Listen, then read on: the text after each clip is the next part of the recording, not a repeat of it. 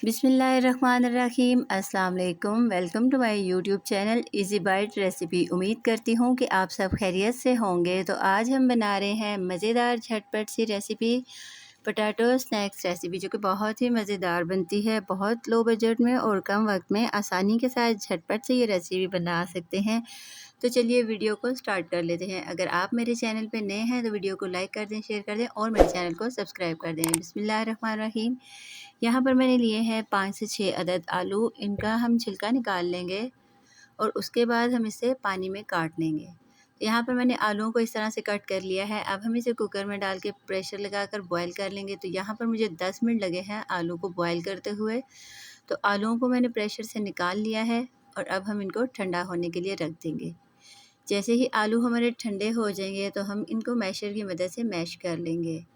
तो यहाँ पर हम आलूओं को अच्छा से मैश कर लेंगे। इस तरह से बहुत ही मज़ेदार ये रेसिपी बनती है, झटपट से बन जाती है। घर की चीज़ों के साथ कोई भी चीज़ हमें बाहर से नहीं लानी पड़ती, क्योंकि आलू तो हमारे किचन में हर वक्त ही मौजूद होते हैं, हर हांडी में शामिल होते हैं।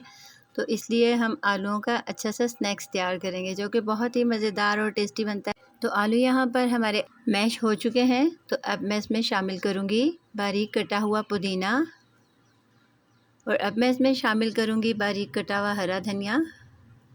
इसके साथ शामिल करेंगे 1 टीस्पून नमक का और अब मैं इसके साथ शामिल करूँगी कुटी हुई लाल मिर्च 1 टीस्पून और इसके साथ शामिल करेंगे 1 टीस्पून काली मिर्च पाउडर। आप चाहें तो मसाले अपनी मर्ज़ी से कम या ज़्यादा कर सकते हैं, लेकिन मैंने लाइट ही लिए हैं। अब मैं यहाँ पर शामिल करूँगी 3 से 4 टीस्पून मैदे का।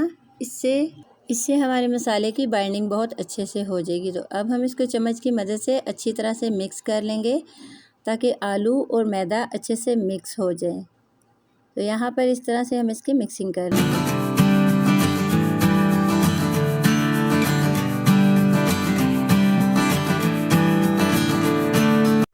तो अब मैं इसको हाथ की मदद से अच्छा सा गूंद लूँगी, ताकि अच्छे से इसकी डो तैयार हो सके।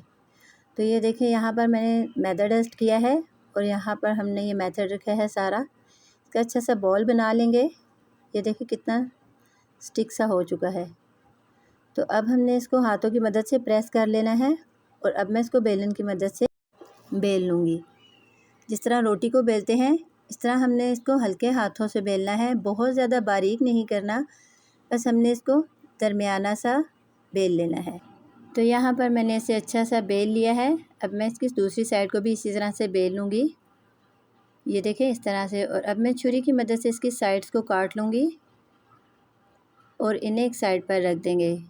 इसको मैंने चौकोर शेप में काटा है, आप किसी भी शेप में काट सकते हैं, आपको जो भी पसंद हो। तो अब इस तरह से हम इसके कटिंग करेंगे। तो यहाँ पर मैंने इस तरह से कट लगाए हैं। ये जो एक्स्ट्रा इसका आटा बचा है, इसको एक साइड पे रख देंगे और दोबारा से इसका पेड़ा बनाकर हम इसी तरह से रोटी बना लेंगे। तो यहाँ पर मैंने इसको चौकोर शेप में काट लिया है और अब मैं इसे मैदा डस्ट करके प्लेट में रख लूँगी। एक एक उठाकर हम रखते जाएंगे इस तरह से। और ऑयल को मैंने गर्म होने के लिए रखा है मीडियम फ्लेम पे। तो जैसे ही ऑयल हमारा गर्म हो जाएगा, अब हम इनको फ्राई कर लेंगे। तो इस तरह से हम इसको फोक की मदद से छोटे छोटे से निशान लगा लेंगे। इस तरह बहुत अच्छे से फ्राई हो जाएगा। बिस्मिल्लाहिर्रहमानिर्रहीम। यहाँ पर ऑयल हमारा गर्म हो चुका है। मीडियम फ्लेम पे मैंने इसको गर्म किया है ऑयल को, और यहाँ पर मैं एक एक उठाकर इसमें ऑयल में शामिल करती जाऊँगी और सिर्फ 2 से 3 मिनट लगेंगे। ये बहुत अच्छे से फ्राई हो जाएंगे दोनों तरफ से। तो ये देखिए माशाल्लाह कितना ज़बरदस्त इसका कलर आ चुका है। बहुत अच्छे से हमारे स्नैक्स तैयार हुए हैं। तो यहाँ पर स्नैक्स हमारे तैयार हो चुके हैं। ये देखिए दोनों साइडें इसकी अच्छी से फ्राई हो चुकी हैं। हमने इनको बहुत डीप फ्राई नहीं करना, बस 2 से 3 मिनट के लिए फ्राई करना है। तो यहाँ मैं अभी निकालूँगी एक प्लेट में इस तरह से। और अब हम बाकी स्नैक्स को भी ऐसे ही फ्राई कर लेंगे।